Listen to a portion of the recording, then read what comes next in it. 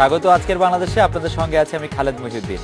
নবম জাতীয় সংসদ বহাল রেখে দশম সংসদ নির্বাচনে কোনো সমস্যা দেখছে না নির্বাচন কমিশন ইসি। অথচ মাসখানেক আগে ইসি থেকেই বলা হয়েছিল এর ঠিক উল্টো কথা।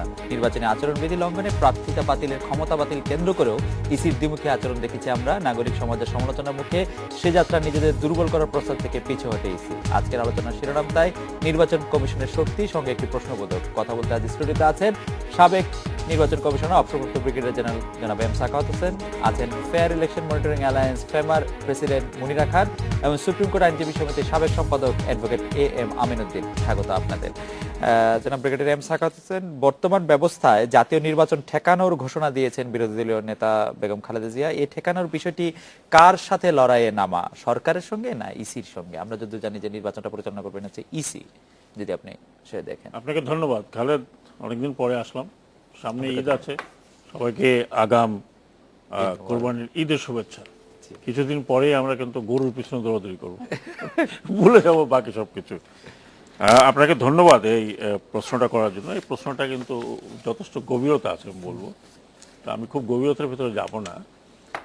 এই বেগম খালেদা জিয়া বা বিরোধী দলীয় জোট যেই বক্তব্যটা দিয়েছেন, সেই বক্তব্যটা যদি আমি এভাবে দেখি যে এটা বোধ আমি সরকারি দলের জন্য, যে তারা এককভাবে নির্বাচন যেভাবে নির্বাচন করতে চাচ্ছেন সেভাবে নির্বাচন করতে আনচ্যালেঞ্জ যাবে না।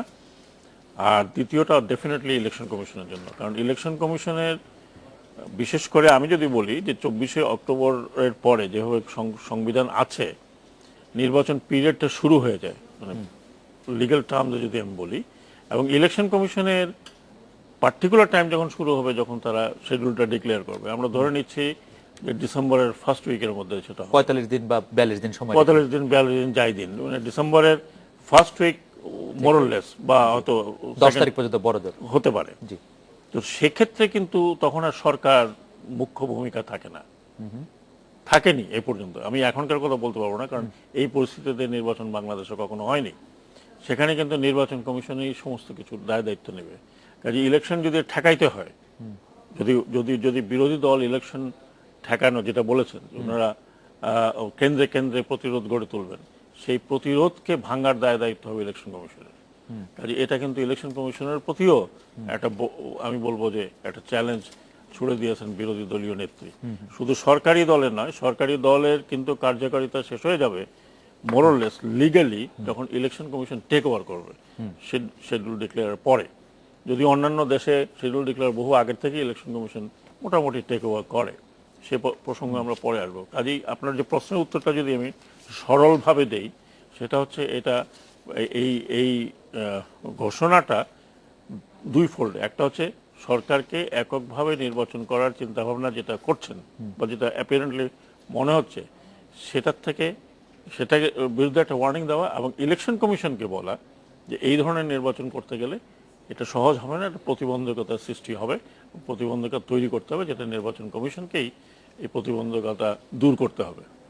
আচ্ছা, আমি একটু মুনিরা খান আপার কাছে জানতে চাইবো যে মুনিরা আপা, নির্বাচনকালীন সরকার নিয়ে নিজ নিজ অবস্থানে এখন পর্যন্ত প্রধান দুই রাজনৈতিক দল সাংঘাতিকভাবে অনড় আমরা দেখতে পাচ্ছি। এই দুই দলের সমঝোতার ক্ষেত্রে নির্বাচন কমিশনের কোনো ভূমিকা আছে কিনা? ব্রিগেডিয়ার এম সাখাওয়াত হোসেন বলছিলেন যে এটি আসলে নির্বাচন যদি প্রতিরোধ করার যে ঠেকানোর যে চেষ্টা, সেটা আবার নির্বাচন কমিশনকেই আসলে বাধা দিতে হবে, কারণ তার নির্বাচন করাটা তার দায়িত্বের মধ্যে পড়ে। তো সেক্ষেত্রে এই অনড় অবস্থানে যে প্রধান দুই রাজনৈতিক দল আছে, তা থেকে সমঝোতা আনার ক্ষেত্রে নির্বাচন কমিশনের কোনো ভূমিকা আছে কিনা, আপনি কিভাবে দেখেন, বিশ্লেষণ করেন? ধন্যবাদ খালেদ আমাকে এই প্রশ্ন করবার জন্য। অ্যাকচুয়ালি আমরা যখন যারা ভোটার এবং দেশের সব জনগণ, তারা সবসময় মনে করে এসেছে, সবসময় আমরা আগের থেকে যখন নির্বাচনকে গণতন্ত্রের প্রধান হাতিয়ার হিসাবে দেখেছি, তখন আমরা সবসময় নির্বাচনটা কেমন হবে, সুষ্ঠু হবে, নিরপেক্ষ হবে কিনা, স্বাধীন হবে কিনা, সেটার দায় দায়িত্ব আমরা নির্বাচন কমিশনের উপরে ফেলেছি। যখন আমরা দেশে একটা গণতন্ত্রায়নের কথা বলি, একটা সুষ্ঠু গণতন্ত্র একটা দেশে থাকবে এটা চিন্তা করি, তখনই আমরা ভাবি যে একটা দেশে যে নির্বাচন কমিশনটা হবে, তারা দেশকে একটা সুষ্ঠু, স্বাধীন, ফেয়ার, ফ্রি ইলেকশন দিতে পারবে কিনা। আমরা কিন্তু সেখানে যে এখানে প্লেয়ার যারা আছেন তার যেমন পলিটিক্যাল পার্টিজ, ভোটার এবং ইলেকশন কমিশন, তখন আমরা ইলেকশন কমিশনকেই কিন্তু ওই দায়িত্বটা দেব যে তারা গেমটা খেলাবেন। দায়িত্বটা কিন্তু তাদের উপরই নির্ভর করছে।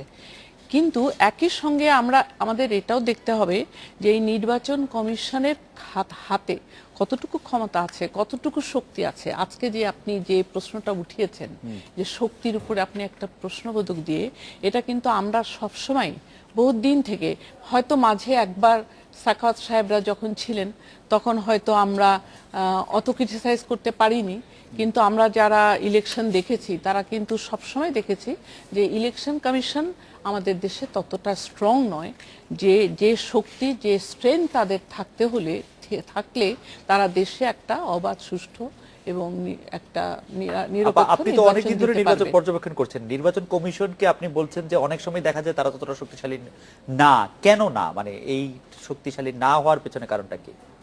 প্রথম কথা আমি বলবো যে ইলেকশন কমিশন গঠন করবার প্রক্রিয়ার ভেতরে অনেক সময় ভুল থেকেছে, সেটা আমরা দেখেছি সোজা কথা বলতে গেলে। দ্বিতীয়ত, যে ইলেকশন কমিশনের স্বাধীনতার ব্যাপার একটা প্রশ্ন ওঠে, যে ইলেকশন কমিশন সম্পূর্ণ, যতই আমরা বলি স্বাধীন, সম্পূর্ণ স্বাধীন নয়।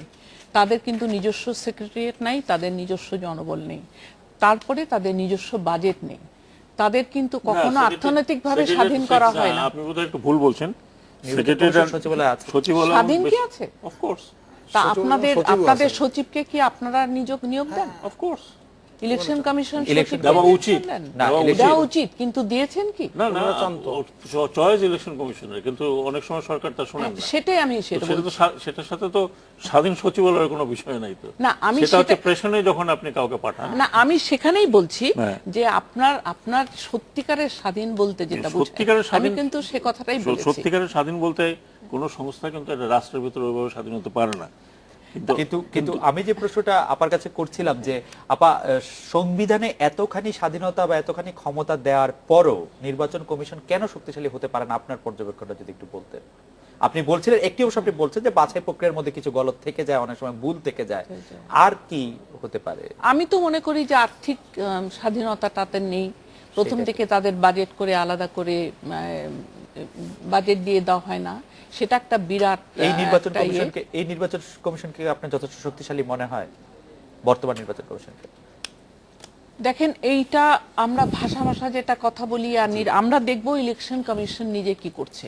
আমি যদি এখন দেখি যে ইলেকশন কমিশন যে কাজটি করছে, তারা যদি বলে যে আমরা নিজেরাই করছি, আমার কাছে যদি প্রমাণ না থাকে যে কেউ তাকে ইনফ্লুয়েন্স করছে, তাহলে তো আমি তাকে বলতে পারি না যে তোমাকে কেউ ইনফ্লুয়েন্স করছে। সোফার তারা যে কতদিন ছিল সেইটাতে আপনার কাছে কি মনে হয় যে এটা যথেষ্ট পরিমাণে ভালো পারফর্ম করেছে নির্বাচন কমিশন? দেখেন, 5টি যে আমরা সিটি কর্পোরেশন ইলেকশন দেখেছি, দুই একটি ভুল ছাড়া কিন্তু তারা খুব একটা খারাপ ইলেকশন করেনি। তার মানে তাদের মোটামুটি ভাবে তারা ইলেকশনগুলি আমি নিরপেক্ষভাবে এবং ভালোভাবে আমি করতে দেখেছি। মুনিরাপা, আমি আপনার কাছে আবার আসছি যে অ্যাডভোকেট এম আমিনুদ্দিন, আপনার কাছে একটু জানতে চাইবো যে গতকাল মানে নির্বাচন কমিশনার আবু হাফিজ বলেছেন যে সংসদ সদস্য পদে থেকে নির্বাচনে কোনো বাধা নেই, অথচ গত মাসেই তিনি বলেছিলেন সংসদ রেখে নির্বাচন কঠিন। আপনি নিশ্চয়ই খেয়াল করেছেন যে প্রায় বিপরীতমুখী দুটি বক্তব্য। এখন কেউ কেউ বলছেন যে নির্বাচন কমিশন সরকারি দলের ইচ্ছার প্রতি নমনীয় হচ্ছে, আপনি যদি একটু মন্তব্য করেন। আমি প্রথমেই বলতে চাচ্ছি যে নির্বাচন কমিশনের স্বাধীনতার কথা আমি জনাব সাখাওয়াত সাহেবের সাথে একমত। এখানে দেখবেন আমাদের বাংলাদেশের যে সংবিধান আছে, সংবিধানের 118 অনুচ্ছেদের 4 উপ অনুচ্ছেদে একদম স্পষ্টতা আছে, the election commission shall be independent in exercise of its functions and subject only to this constitution and any other law. তো নির্বাচন কমিশন নির্বাচন পরিচালনার ক্ষেত্রে, নির্বাচনের কাজে তার সম্পূর্ণ স্বাধীন। এই আইন এবং সংবিধান বা অন্য কোনো আইন দ্বারা কোনো যদি কিছু থাকে সেটা ব্যতীত তারা কেউ বাধা দিতে পারে না, এবং এই স্বাধীনতাটা কিন্তু তারা ভোগ করে। আমরা কিন্তু দেখেছি, আমরা 2008-এও দেখছি, এর আগে হয়তো 2-1 খুব এটা না থাকলেও 2008-এ আমরা ভালো মতো দেখি তাদের স্বাধীনতাটা তারা কীভাবে ভোগ করে, এবং তারা একটা ফেয়ার ইলেকশন করার জন্য তারা যথেষ্ট পরিমাণে ক্ষমতা ভোগ করে। আপনি যেটা বলছিলেন যে গতকালকে যেটা বলছেন ওনাদের রেখে যাওয়া যায়, এখানে দুটো কিন্তু বিষয় আলাদা আলাদা। একটা হচ্ছে আইনগত বিষয়, একটা হচ্ছে নৈতিকতার বিষয়। আপনি যেটা বলছেন বা রাজনৈতিক বিষয়, ওনাদেরকে রেখে করা যাবে কিনা সেটা রাজনৈতিক বিষয়, কিন্তু আইনে কিন্তু কোনো বাধা নাই, কারণ পোস্ট অফ প্রফিট না, কিন্তু পোস্ট অফ প্রফিটে থাকলে একজন নির্বাচন করতে পারে না, সেই অর্থে এটা হয়তো উনি বলতে চাইছেন। কারণ নির্বাচন করতে গেলে কতগুলা বিগত নির্বাচন কমিশনে বলেছিলেন শুধুমাত্র পোস্ট অফ প্রফিটে, মানে কি সরকারি চাকরিতে যে কেউ যদি নিয়োজিত থাকেন তবে তিনি রিটায়ারমেন্টের 3 বছর পর পর্যন্ত পুরো পর্যন্ত ইলেকশন করতে পারবেন না। জনাব আমি যদি আপনার একটু দৃষ্টি আকর্ষণ করি যে আপনি যে বিষয়টি বলছেন সেটা আইনের কথা বলছেন, সবই ঠিক আছে, কিন্তু 1 মাস আগে যে নির্বাচন আমি সেটাই বলছি। আবু হাফিজ যে কথাটি বললেন যে সংসদ রেখে, না উনি কোন প্রেক্ষিতে বলছেন আমি এটা জানি না, সংসদ কিন্তু বহাল হ্যাঁ, রেখে নির্বাচন করা আপনি যেটা বলছেন যে হ্যাঁ আপাত দৃষ্টিতে মনে হচ্ছে যে উনি আজকে এটা বলছেন কালকে এটা বলছেন, আমার মনে হয় উনি কোন প্রেক্ষিতে কোন কথা বলছেন জানি না, কিন্তু আইনের কথা যদি বলে থাকেন গতকালকেরটা আমার মনে হয় উনি একদম আইনগত বিষয়টি বলছেন। কিন্তু আইনটি বুঝতে ওনার 1 মাস সময় লাগলো, বা মানে 15 দিন পরে উনি আইনটি বুঝতে আমার পারলেন। মনে হয় কি জানেন, আইনটা এমনই একটা বিষয় আপনি প্রতিদিন পড়েন, প্রতিবারই আপনার কাছে নতুন মনে হয়। যে কোনো আইন আমরা তো আদালতে যখন কোনো কিছু নিয়ে যায় আমাদের কিন্তু প্রথম বলে যে আপনি এটা পড়েন, আগে পড়েন। সকলেই আমরা জানি আইনটা, কিন্তু প্রতিবারই আমাদের পড়তে হয়। যে কোনো মামলা যখন উপস্থাপন করি মূল আইনটি পড়তে হয়। মানে আমার মনে হয় আইন যতবার আমরা পড়বো ততবারই নতুন মনে হয় এবং আমাদের তার কাছে। যে দ্বিধাটি দূর হচ্ছে, এটা তো নির্বাচন ভালো। কমিশনের যে দ্বিধা দূর হচ্ছে, সেটা একটু সরকারের যে ইচ্ছার সাথে লাইন না, আপ হচ্ছে এটা কিনা? আপনি কেন বলবেন? কারণ তার যে আমি যে আইনে তার ক্ষমতা আছে, যদি কেউ যদি মনে করে যে তার ক্ষমতা যদি প্রয়োগ না করে অন্য কারোর দিকে মুখাপেক্ষি হয়, সেটা তার নিজের ব্যক্তিগত দুর্বলতা থাকতে পারে। আইন তো তাকে মুখাপেক্ষি করেনি, আইন তো তাকে স্বাধীন করেছে, আইন তাকে যথেষ্টই স্বাধীন করেছে। আমি একটু আপনার নেক্সট প্রশ্নে যাওয়ার আগে একটু কমপ্লিমেন্ট করতে চাই আমিন সাহেবের যেটা বললেন। 118 এবং 119 জি একযোগে পড়তে হবে আপনাকে। একসাথে 119 এ আপনাকে আরো বেশি ওটা ইন্টারপ্রিটেশনে কিন্তু অফুরন্ত ক্ষমতা দেওয়া আছে। অফুরন্ত। এবং এই প্রসঙ্গে আমি বলতে চাই 324 আর্টিকেল অফ ইন্ডিয়ান কনস্টিটিউশন, যেটা এক্স্যাক্টলি দ্য সেম, এবং 324 কনস্টিটিউশন সুপ্রিম কোর্টে, ইন্ডিয়ান সুপ্রিম কোর্টে যে ব্যাখ্যাটা দিয়েছিল যে যা সংবিধানের সাথে সাংঘর্ষিক নয় এমন যে কোনো পদক্ষেপ election commission to hold a free and fair election করতে ইলেকশন কমিশন যে কোনো পদক্ষেপ নিতে পারে, এবং ইলেকশন কমিশনের পরিপত্রটাই আইন হিসাবে ওই সময় গণ্য করা হবে। কাজে তার মানে আপনাকে প্রচুর ক্ষমতা দেওয়া আছে, অ্যাপার্ট ফ্রম আরপিও বলেন বা এটা বলেন। এখন প্রশ্নটা হচ্ছে, যে প্রশ্নটা ওনাকে করলেন বা আমরা সকলেই ফেস করলাম, এটা মাও সেতুংয়ের একটা কথা আছে, it's not the gun, it's the man behind the gun. এখন আপনাকে আইন দেওয়া হলো, সংবিধান দেওয়া হলো, আপনি যদি এটা সঠিক ইমপ্লিমেন্ট করতে না পারেন, অথবা আপনার ইন্টারপ্রিটেশন কারেক্ট না হওয়ার কারণে আপনি সেটাকে দুর্বলভাবে প্রয়োগ করছেন, সেক্ষেত্রে আপনি যত আইনই করেন না কেন, শক্তিশালী করেন না কেন, ইট উইল হার্ডলি ম্যাটার। আমরা একটা বিরতি নিচ্ছি জনাব ব্রিগেডিয়ার সাখাওয়াত। আপনি যদি এক কথা জানা যেত যে আপনি যখন নির্বাচন কমিশনে ছিলেন তখন আপনার কাছে কোন ধরনের বা আপনাদের কাছে কোন রকম এরকম কেউ আপনাদের পরিচালনা করছে বা কেউ আপনাদের দাবিয়ে রাখছে, সেরকম কখনো মনে হয়? আমি অ্যাটলিস্ট আমি আমার কথা বলতে পারি, কারণ আমি আর বাকি দুজনের কথা বলতে পারি না, কিন্তু তাদের কর্মকাণ্ডে যেটা সমষ্টিগত কর্মকাণ্ডে যেটা দেখেছি, আই ডোন্ট থিংক যে এনিবডি আমাদের ধারে কাছে কেউ এসেছেন বা এরকম কোনো কিছু করতে পারেছে। তবে আমি একটা কথা সাখাওয়াত সাহেবকে জিজ্ঞেস করছি, যে সেটা হচ্ছে যে আমরা যদি, আপনি যেটা বলেন যে ফুল অথরিটি আছে, ভেরি স্ট্রং ইলেকশন কমিশন, তাহলে আমরা বছরকে বছর প্রতিবার আমরা জনগণ কেন এটা ফেস করি যে ইলেকশন কমিশন ঠিক মানে কোনো না কোনো সরকারের পক্ষ মনে হচ্ছে। এবং আমি একটু যোগ করতে চাই, আমরা একটা বিরতি নিচ্ছি, যে কেন ইলেকশন কমিশন যদি এরকম শক্তিশালী থাকে, কেন সরকার ব্যবস্থা পরিবর্তন করতে হয়, এবং আস্থা রাজনৈতিক সরকার ব্যবস্থা পরিবর্তন করে একটি তত্ত্বাবধায়ক সরকার ব্যবস্থার মধ্যে যেতে হয়, এবং কেন রাজনৈতিক দলগুলো আসলে আস্থা পায় না। এটা তো বছরের পর বছর একটা কিউমুলেটিভ ইফেক্ট। তো সেটা যদি আপনি একটু ব্যাখ্যা করেন। আমরা একটা বিরতি নিচ্ছি, বিরতির পর ফিরে এসে শুনবো আপনাকে।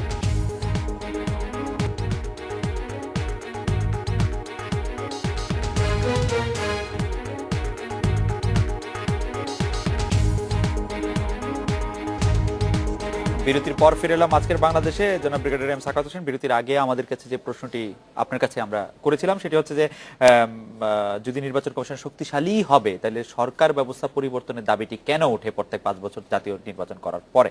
এছাড়া আপনি বলছিলেন যে আপনার কাছে কোনো প্রতিপত্তি কেউ বিস্তার করতে চেষ্টা করেনি, কিন্তু আমরা কিন্তু শুনেছি যে দল পরাজিত হয়েছে তারা এটিকে একটি নীল নকশা নির্বাচন বলতে চান যে এটি একটি অন্যরকম নির্বাচন হয়েছে, এবং অনেকে এই কথা বিশ্বাসও করেন। আপনি যদি দুটি বক্তব্য মাথায় রেখে। প্রথম আমি একটু একটা জিনিসের আমাদের ক্লিয়ারিফাই করা দরকার, যেটা ম্যাডাম মুনিরা বললেন, আমি এগ্রি করি যে আপনার নির্বাচন কমিশনকে শক্তিশালী করতে হলে আপনাকে অ্যাপ্রোপ্রিয়েট লোককে সিলেক্ট করতে হবে।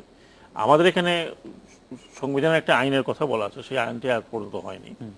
দ্যাট ইজ মানে সার্চ কমিটিটা কিভাবে হবে, ফার্স্ট স্টেপ কি হবে, সেকেন্ড স্টেপ কি হবে, থার্ড স্টেপ কি হবে। আমরা চলে আসার আগে কিন্তু একটা খসড়া দিয়েছিলাম যে এইভাবে করা যেতে পারে, একটা আইনেরই খসড়া করে দিয়েছিলাম, কিন্তু সেটা আমি জানি না এটা কতদূর কোথায় চলে গেছে। আপনার দ্বিতীয় বিষয়টি আমি যেটা একটু বলতে চাচ্ছি, এখানে একজন প্রতিযশা লয়ার আছেন, অফিস অফ প্রফিট নিয়ে এটা অনেক কথা আছে যে এমপিরা অফিস অফ প্রফিট কি না, কারণ অনেকগুলো প্রফিট ওনারা কিন্তু পাচ্ছেন, ট্যাক্স ফ্রি গাড়ি ইত্যাদি ইত্যাদি। এখন এইগুলোর একটা আমার মনে হয় ইলেকশন কমিশনকে সেফ সাইড হতে হলে আমি মনে করি যে ইলেকশন কমিশনের ক্লিয়ারিফিকেশন ওয়ান্স ফর অল নেওয়া দরকার। আজকে হাফিজ সাহেব বলেছেন উনি কিন্তু কোনো অথরিটি দেন নাই যে কোন কোন মামলায় বা কোন রিটে এই কোন কোর্ট এটাকে বলেছে, সেটা উনি বলেছেন এক কথা, আপনি ঠিকই বলছেন, কয়েকদিন আগে কিন্তু অন্য অন্য কথা বলেছেন। তো এতে কিন্তু মিসআন্ডারস্ট্যান্ডিং যেটা হয়, যে বেতন পান না, যে সম্মানী পান, এই না এটাই একটা ক্লিয়ারিফিকেশন যদি ওয়ান্স ফর অল হয়ে যায়, জি। কারণ এটা প্রায় এই কথাগুলো ওঠে এবং উঠবে আরো ভবিষ্যতে। উঠবে। আর আপনার যে প্রশ্নটা ছিল, সরি আপনার প্রশ্নটা ছিল, আমার প্রশ্নটা ছিল যে কেন নির্বাচন কমিশন যদি শক্তিশালী হয় Okay. তাহলে কেন একটি আপনাকে একটা জিনিস মনে রাখতে হবে, election commission is not government. গভর্নমেন্টের যে ফাংশনালিটি আছে এটা election commission is not designed. এটা ইলেকশন কমিশন ডিজাইনও না এবং ইলেকশন কমিশন স্টাফও না। কাজেই আপনি যে মন্ত্রণালয়গুলোর ডে টু ডে যে পরিচালনা, সেটার জন্য আপনার একটা গভর্নমেন্টের প্রয়োজন আছে।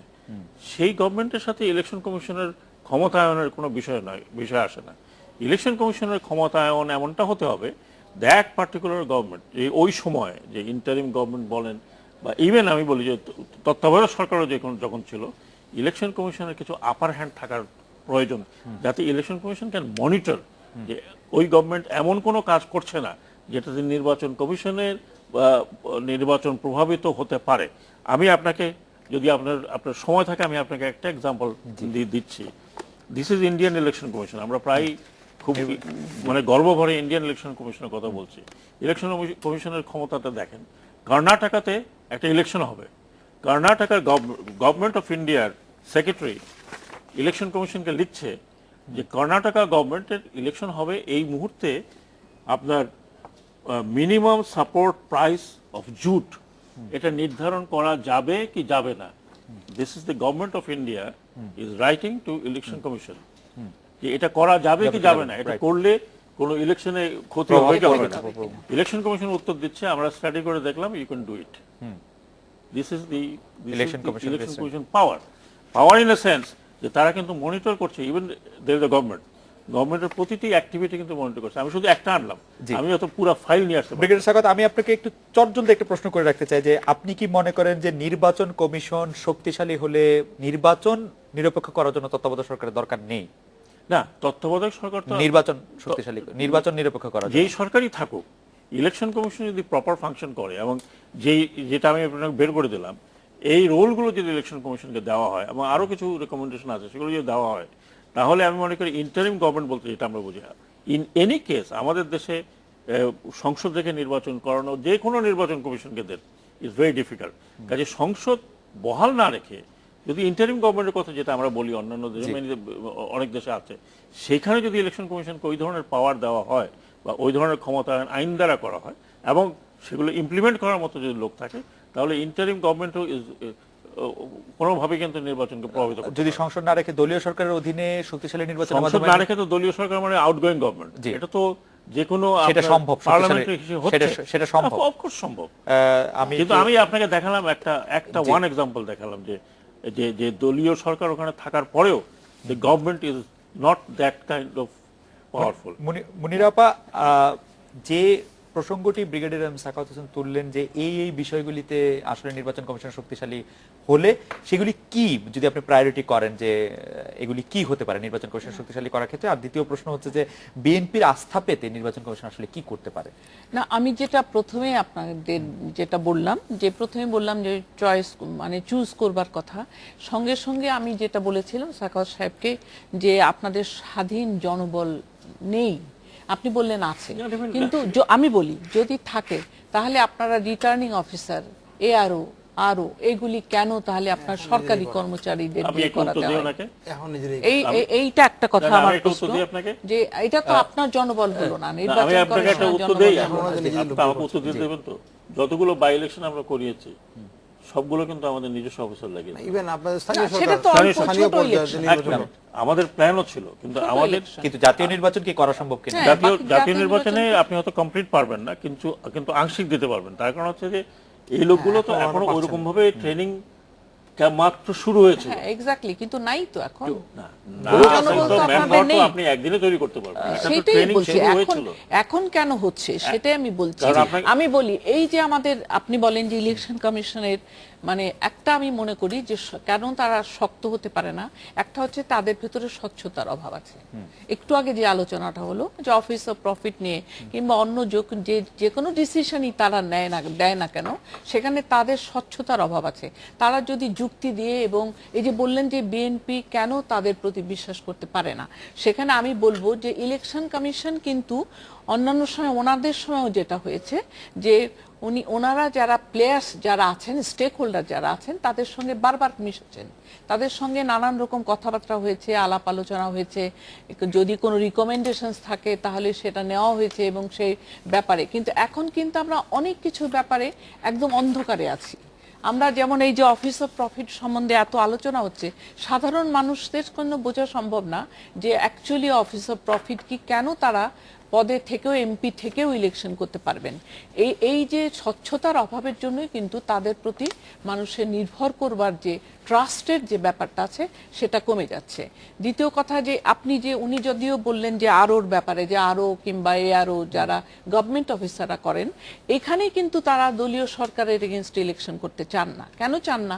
কারণ দলীয় সরকার একটা সেট আপ করে আসে মোটামুটি ভাবে সব সরকারি, এবং সেটা সব সরকারই জানে যে আমি ইলেকশন করব, এখানে এই ডিসি থাকবে, এখানে এই ডিসি এডিসি থাকবে, এবং কটা আপনি বদল করবেন। সেই ভয়ে এবং কিছুটা ট্রাস্টের অভাবে কিন্তু এই ইলেকশন কমিশনের উপরই এসে পড়ে যে ইলেকশন কমিশন এনাফ স্ট্রং না, যেটা তারা সম্পূর্ণ নিজের ইচ্ছা মতন সব কাজ করতে পারে। আপা, আমি ওই প্রশ্নটাকে আরেকটু সরলীকরণ করি যে নির্বাচন নিরপেক্ষ করতে হলে একদম প্রয়োজনীয় উপাদান কোনটা যদি একটিকে রাখতে বলা হয়, শক্তিশালী নির্বাচন কমিশন নাকি নিরপেক্ষ নির্দলীয় সরকার?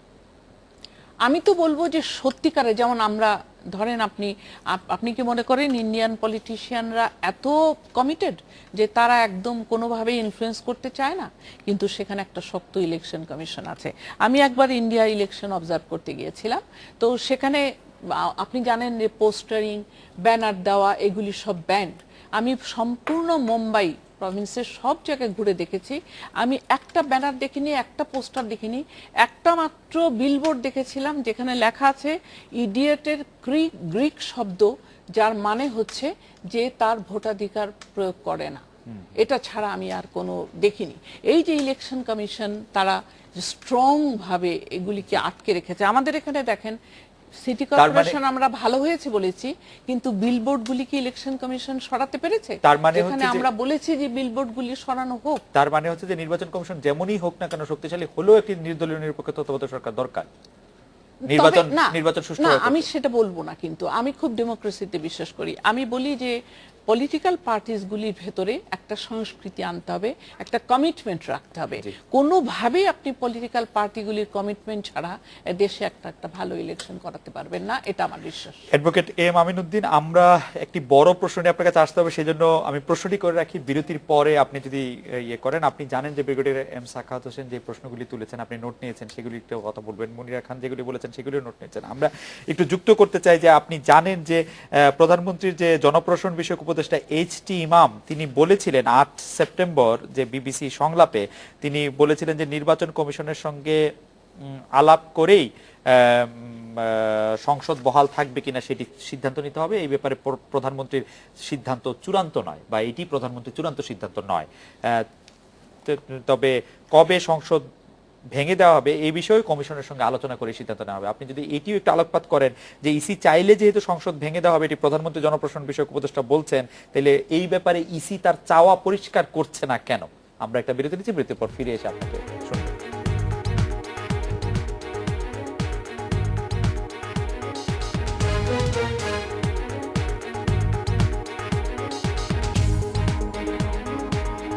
বিরতির পর ফিরে এলাম আজকের বাংলাদেশে। অ্যাডভোকেট আমিনউদ্দিন, বিরতির আগে আমরা আপনার কাছে জানতে চাইছিলাম যে জনাব এস টি ইমাম বলেছিলেন যে নির্বাচন কমিশন চাইলে নির্বাচন আগে সংসদ ভেঙে দেওয়া হতে পারে, সেক্ষেত্রে ইসি তার চাওয়াটা পরিষ্কার করছে না কেন?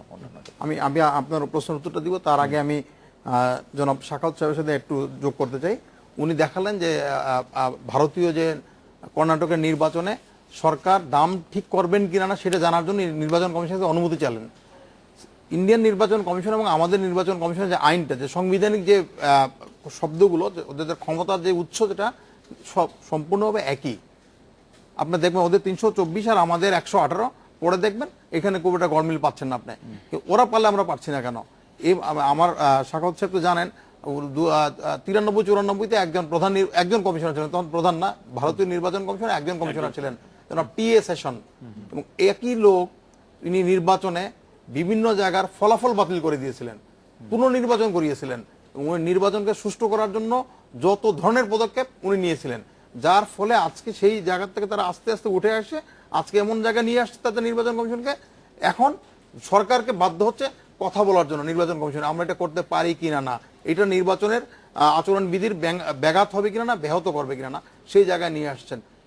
আমাদের খেয়াল আছে এই 2013-তে প্রথম দিকে এপ্রিলের দিকে ওয়েস্ট বেঙ্গলের ইলেকশন হচ্ছিল, পঞ্চায়েত নির্বাচন করা কিন্তু ইলেকশন কমিশনের কাজ না, কিন্তু তাদের দায়িত্ব হচ্ছে যদি সরকারের এই নির্বাচন করে, সরকার অনুরোধ করলে তারা একটা করে দিবে।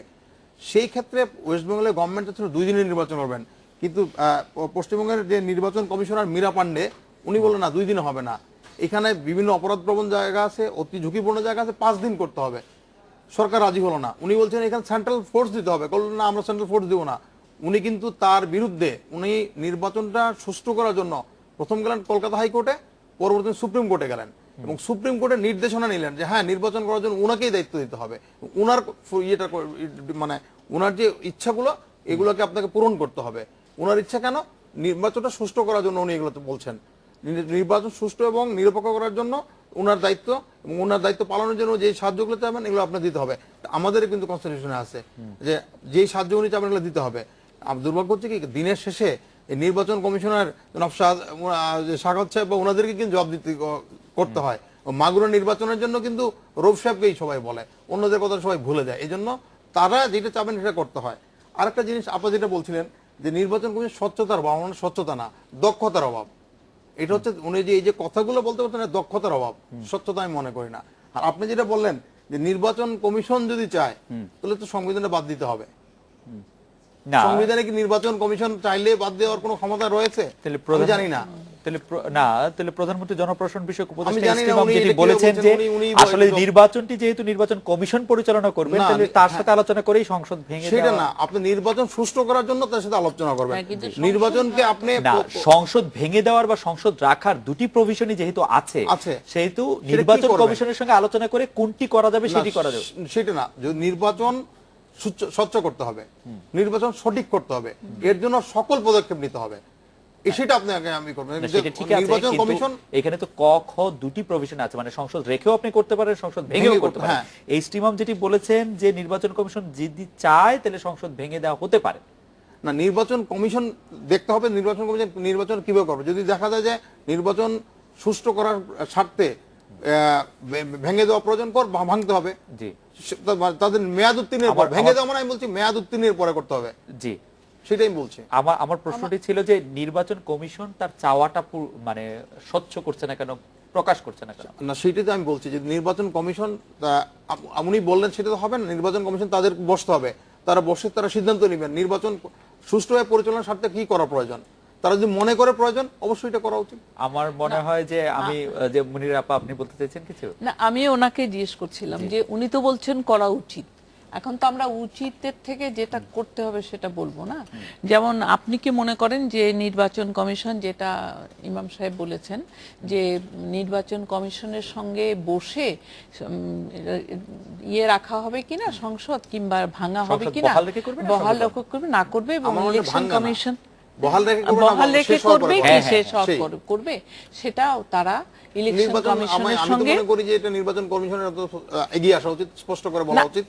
যেহেতু এটা নিয়ে যেহেতু প্রশ্ন আছে, আপনাকে আমি একটা কথা জিজ্ঞেস করি যে একটা নির্বাচন কবে হবে সেটা কিন্তু ডিসাইড করে নির্বাচন কমিশন, হ্যাঁ, সংবিধানের নিয়ম অনুযায়ী। সেখানে কিন্তু কোনো সরকারি দল কিংবা বিরোধী দল কেউ বলতে পারে না যে নির্বাচনটা কবে হবে। কনস্টিটিউশন অনুযায়ী যখন সময় শেষ সময় হবে শেষ হবে, জি। কিংবা সেই সময়ের 90 ভেতরে দিন আগে।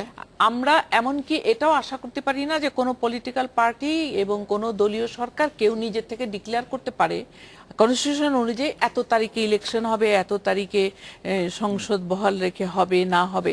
এটা কিন্তু ইলেকশনের ডেটটা বলার কথা সম্পূর্ণ নির্বাচন কমিশনারই, তাই না? তো সেই হিসাবে এটা প্রত্যাশা করা যেতে পারে যে সরকারি দল ডেফিনেটলি ইমাম সাহেব যেটা বলেছেন নির্বাচন কমিশনের সঙ্গে আলাপ আলোচনা করবেন, কারণ তারিখটা কিন্তু তারাই দেবেন। আমরা সেটাই আশা করছি। আমি একটু ব্রিগেডিয়ার সাকাত হোসেন আপনার কাছে আসি যে আসলে নির্বাচন কমিশন তার চাওয়াটা আমি প্রকাশ করা উচিত প্রথমে কিনা? আর একটু আমি একজন দর্শকের একটু মতামত শোনাতে চাই যে তার নাম মাহমুদ, উনি বলেছেন যে একটি এসএমএস সার্ভে, মোবাইল ফোন দিয়ে একটি এসএমএস সার্ভে নেওয়া যেতে পারে যেটা ফ্রি হতে হবে, যেখানে প্রশ্নটি করা যেতে পারে যে কেয়ারটেকার গভর্নমেন্ট আমরা চাই কি চাই না। এটা হচ্ছে তার মতামত। না, আপনার এই প্রশ্নটার আমি যেটা বলছি এতক্ষণ যেটা আলোচনা হলো, দেখেন যেটা আমি বললাম 118 and 119, এখানে election commission is solely responsible to see যে একটা free and fair and credible election হয়। এটা কিন্তু দায় দায়িত্ব সরকারের নয়, এটা ইলেকশন কমিশনকে কনস্টিটিউশন বলে দিয়েছে। এখন ইলেকশন কমিশন যদি মনে করে যে এই পরিস্থিতিতে আমার পক্ষে ফ্রি এন্ড ফেয়ার ইলেকশন করানো সম্ভব নয়, সেই কথাটি তাকে স্পষ্টভাবে বলতে হবে যে এইভাবে যদি আমি নির্বাচন করি তাহলে ফ্রি এন্ড ফেয়ার করার মতো আমি সেই গ্যারান্টি দিতে পারছি না। কার কাছে বলবে? ইলেকশন কমিশন প্রেসিডেন্টের সাথে কথা বলতে পারে এই বিষয়ে, এন্ড প্রেসিডেন্ট ওই বিষয়টি নিয়ে আলোচনা করতে পারেন। এখন এস টি ইমাম সাহেব যেটা বলেছেন, উনি সরলীকরণ কথা বলেছেন। এই নির্বাচন কমিশন যদি বলে আমাদের কোনো অসুবিধা নাই, হ্যাঁ, তাহলে তো আপনি আর এস টি ইমাম সাহেব যেটা বলেছেন সেটা কোনো মিনিং রাখে না। বাট ইলেকশন কমিশন এই পরিস্থিতিতে, যেখানে বাংলাদেশে এখন প্রশ্ন বড় উঠেছে যে এইভাবে নির্বাচনটা ফ্রি অ্যান্ড ফেয়ার হবে কিনা অথবা এটাকে ক্রেডিবল বলা যাবে কিনা, সেখানে নির্বাচন কমিশনের আমি মনে করি যে একটা নৈতিক দায়িত্ব, সাংবিধানিক দায়িত্ব আছে যে ফ্রি অ্যান্ড ফেয়ার ইলেকশন করতে পারবে কি পারবে না সেই কথাটা কিন্তু অথরিটিকে বলে দেওয়া উচিত। এবং কোন জায়গায় আমার মনে হয় মহামান্য রাষ্ট্রপতির কাছে এই বিষয়টি বলতে পারি ইনস্টেড অফ সরকার বা অন্য কোনো গভর্নমেন্টকে। আরেকটা জিনিস আমি যেটা মনে করি, এখানে একজন লয়ার আছেন, ইলেকশন কমিশন ওয়েট করতে পারে না, এখানে ওয়েট করার কোনো প্রভিশন নাই। তাকে 90 দিনের মধ্যে নির্বাচন করতে হবে, কারণ ওখানে কোনো অপশন দেওয়া নাই যে আপনি এটা না করে চুপচাপ বসে থাকলে ওটা ভেঙে যাবে। তার মানে আপনি যদি 90 দিনের আগের মধ্যে নির্বাচন না করেন তাহলে ইলেকশন কমিশন প্রশ্নবিদ্ধ হবে আপনার সংবিধান দ্বারা এবং আইনের কাঠগড়ায় যেতে হবে। কাজেই ইলেকশন কমিশনকে এখনই বলতে হবে, যদি তার কোনো রিজার্ভেশন থাকে সেটা কিন্তু জানিয়ে দেওয়া আমার মনে হয় বেটার। সেই প্রসঙ্গেই যদি আমি আনি, এস টি ইমাম সাহেব যে কথাটা বলেছেন তিনি সরকারের পক্ষ থেকে বলেছেন, কিন্তু ইলেকশন কমিশনকে এই বিষয়টি নিয়ে আমার মনে হয় যদি কথা বলতে হয় তাহলে রাষ্ট্রপতির সাথে কথা বলাই হচ্ছে সবচেয়ে শ্রেয়। কিন্তু আমি একটা জিনিস সাখাওয়াত সাহেব আপনাকে বলবো, ইলেকশন কমিশন কিন্তু অনেকবারই বলেছেন যে আমরা সম্পূর্ণভাবে প্রস্তুত আছি ইলেকশন করতে। তো এখন যে কোনো দিনই একটা উনি নিজেই যদি প্রস্তুতি থাকেন তাহলে উনি নিজেই ঠিক করে কিন্তু সেই কথাটাই বললাম। আমি তো বললাম যে ওনারা বলছেন ওনারা প্রস্তুত আছেন, কাজে এই প্রসঙ্গটা আর আসছে না, ওনারা অ্যাকসেপ্ট করে নিয়েছেন যে তারা ফ্রি এন্ড ফেয়ার ইলেকশন করাবে। আমরা এই প্রসঙ্গটিতে আসছিলাম মুনির আপা, এখন তো নির্বাচনের একটি সম্ভাব্য তারিখের প্রশ্নটিও এসে গেছে।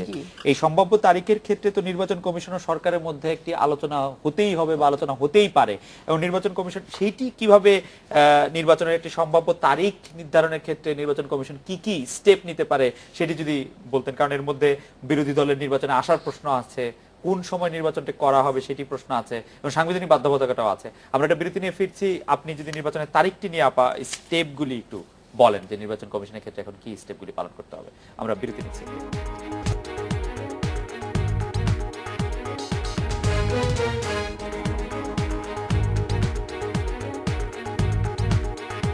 বিরতির পর ফিরে এলাম আজকের বাংলাদেশে। মুনির আপা, আপনার কাছে জানতে চাইছিলাম যে নির্বাচনের তারিখ জানাতে এখন কি কি স্টেপ নেওয়া উচিত নির্বাচন কমিশনের। ধন্যবাদ। আমি এইটা আজকে এই কথার উপরে আপনার যে আজকে টাইটেলটা নির্বাচন কমিশনের শক্তি, আপনি একটা প্রশ্নবোধক রেখেছেন। আমি বলি যে এই প্রশ্নবোধকটা উঠিয়ে দেওয়ার দায়িত্ব এখন নির্বাচন কমিশনের। এখন তাদের বসে ঠিক করতে হবে, কারণ আমরা জাতি কিন্তু নির্বাচনের জন্য নির্বাচন কমিশনের দিকে তাকিয়ে আছে এবং কনস্টিটিউশনও তাদের সেই ক্ষমতা দিয়েছে যে তারা কিভাবে সুষ্ঠু একটা ঠিক সময়ের মধ্যে একটা নির্বাচন করবে। তা আমার মনে হয় যে এখনো সময় যতটুকু আছেন নির্বাচন কমিশন সবার সঙ্গে পরামর্শ করে, ইভেন দেশে যখন একটা সংঘাতের একটা ব্যাপার দেখা যাচ্ছে তখন সমস্ত পলিটিক্যাল পার্টিগুলিকে এক এক করে ডেকে তাদের সঙ্গে কথা বলে তার যে একটা জুরিসডিকশনের ভেতরে এবং যতটুকু সময়ের ভেতরে তাদের ইলেকশনটা করতে হবে এখনই তাদের একটা ইয়ে করে ফেলতে হবে, এটাকে কি বলবো, রোড ম্যাপ করে ফেলতে হবে যে এইভাবে আমি এই স্টেপে যাব, এই স্টেপে যাব, এই স্টেপে যাব, এই স্টেপে যাব। কারণ দেখেন দায়িত্ব কিন্তু ইলেকশন কমিশনের উপরেই, এবং আপনারা সবাই বলছেন যে তাদের সাখাওয়াত সাহেব ছিলেন, উনিও বলছেন যে তাদের শক্তি অনেক।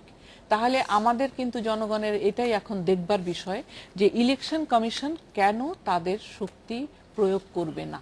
কনস্টিটিউশনের এখানে কোনো বাধা নেই, এবং যে কারণে ইলেকশন যদি স্বচ্ছ না হয়, ফ্রি না হয়, ফেয়ার না হয়, সেই পথে যদি কোনো তার বাধা থাকে সেই বাধাটাও তাদেরই দূর করতে বা হবে। অংশগ্রহণমূলক না হয়, অংশগ্রহণমূলক যদি না হয়, মানে সম্পূর্ণ আর তাদের কাজটা একটা সুষ্ঠু নির্বাচন জাতিকে উপহার দেওয়া, তাই না? তাদের এটা করতে হলে আমি যেটা মনে করি যে ফার্স্ট স্টেপ হচ্ছে ইমিডিয়েটলি তাদের সব পলিটিক্যাল পার্টিদের সঙ্গে কথা বলা এবং ঐক্যমতের ভিত্তিতে তাদের একটা ডেট ঠিক করে বলে দেওয়া, দিস অ্যান্ড নো ফার্দার, আমরা এইটুকু সময়ের মধ্যে এই সময় আমরা ইলেকশন করব এবং এই পদ্ধতিতে করব, you will have to participate. Advocate Aminuddin আপা কি বলছেন আপনি? আমি বলছি, আইনগতভাবে যদি আমি মনে হয় আপনি যেটা বলছেন বা আমাদের নির্বাচন কমিশনের সাহেব আরো ভালো বলতে পারবেন, সংবিধানে কিন্তু স্পষ্টভাবে বলা আছে কখন ইলেকশন হবে। সংবিধানে 123-এর সাব-আর্টিকেল 3-এ কোতে বলা আছে, দেখেন, মেয়াদ অবসানের কারণে সংসদ ভাঙ্গিয়ে যাইবার ক্ষেত্রে ভাঙ্গিয়ে যাইবার পূর্ববর্তী মানে আগে 90 দিনের মধ্যে, সেখানে তো আর অন্য কোনো স্কোপ নেই, আপনার হাতে নাই। আর যদি অন্য মানে মেয়াদ উত্তীর্ণ না হয়, অন্য কোনো কারণে যদি ভেঙে যায়, সেই ক্ষেত্রে ভাঙ্গার 90 দিনের মধ্যে পরে। আপনি দেখেন, আপনি যদি আমি আপনার এই আগের প্রশ্ন আবার আমি আসছি, উনি বলছেন নির্বাচন কমিশনের সাথে আলোচনা করবেন, আলোচনার স্কোপটা কোথায়? ওনার তো এখনই তো ডিক্লেয়ার করতে হবে শিডিউলটা পলিটিক্যাল পার্টির সঙ্গে। আমি বলছি না, আমি আপনার কথা বলছেন, আমি বলছি যে এসপি ইমাম সাহেবের কথা বলছি, সেইখানে উনি নির্বাচন কমিশন তা কিভাবে আলোচনা করবেন? এখানে তো সংবিধান তো স্পষ্ট তো বলে দিয়েছে ভাঙ্গিয়ে যাইবার 90 দিন পূর্বে, অর্থাৎ এখনই কিন্তু ওনাদের ডিক্লেয়ার করতে হবে, রোড ম্যাপ যেটা বললেন, এই তারিখে এই তারিখগুলো ঠিক করে ফেলতে হবে, আদারওয়াইজ পরে কি হবে? এটা তো আমাদের একটা তাড়াহুড়ার ব্যাপার তো না, নির্বাচনটা একটা নির্দিষ্ট সময়ে করতে হবে, বলতে হবে, শিডিউল ডিক্লেয়ার করতে হবে, তফসিলটা ঘোষণা না করেন। আমরা একেবারে শেষ পর্যায়ে আমরা যদি একটু খুব ছোট করে শুনতাম যে বিরোধী দল যারা বিএনপি আছেন বা জামাতে ইসলামী আছেন তাদেরকে নির্বাচনে নিয়ে আসার ব্যাপারে কোনো উদ্যোগ নির্বাচন কমিশনের পক্ষ থেকে নেওয়া সম্ভব কিনা। আমি তো মনে করি যে নির্বাচন কমিশন যদি তাদের কাজে নিজেদেরকে দক্ষতা প্রমাণ করতে পারেন এবং দেখাতে পারেন যে আমরা আসলে নির্বাচন করার জন্য তারা কিছুটা কাজ করছেন, তাদেরকে ধন্যবাদ দিতেই হবে। স্থানীয় পর্যায়ে যে নির্বাচনগুলো হচ্ছে তারা অত্যন্ত দক্ষতার সাথে করছেন, এবং তারা যদি বিশ্বাসটা আরো একটু জোরালো করতে পারেন, অবশ্যই সব দলই আসবে। দলগুলো বিশ্বাস যদি যখনই করবে যে না, এই নির্বাচন কমিশন সত্যিকারের ভাবে স্বচ্ছ নির্বাচন করার পারদর্শী, সেই ক্ষেত্রে তাদের আমার মনে হয় না ওরা মুখে যাই বলুক, রাজনীতি যাই করুক, শেষ পর্যন্ত নির্বাচন কমিশন কি আসলে এটা করতে পারবে বা করার কোনো সুযোগ আছে? অ্যাকচুয়ালি নির্বাচন আমি যদি একটু পর্যালোচনা করি, একটা সুযোগ ছিল, কিন্তু এখন এই উইন্ডোটা খুব ক্লোজ হয়ে আসছে। এখন আমার কাছে যেটা মনে হয়, হয়তো একটু আউট অফ দ্য স্টেপ আমি কথা বলতে পারি, ইলেকশন কমিশন অনেক কিছুই করতে পারে in the interest of fair and free election এবং ইনক্লুসিভ ইলেকশনের জন্য, সকলকে যাতে পার্টিসিপেট করে সেজন্য অনেক ছাড়, অনেক কিছু দিতে হয়। এখন মনে করেন যে দুটো আমাদের দেশে এখন যে অবস্থা আছে, দুটি জোট এমন জায়গায় চলে গেছে যে কেউ কিন্তু ব্লিঙ্ক করতে পারতেছে না।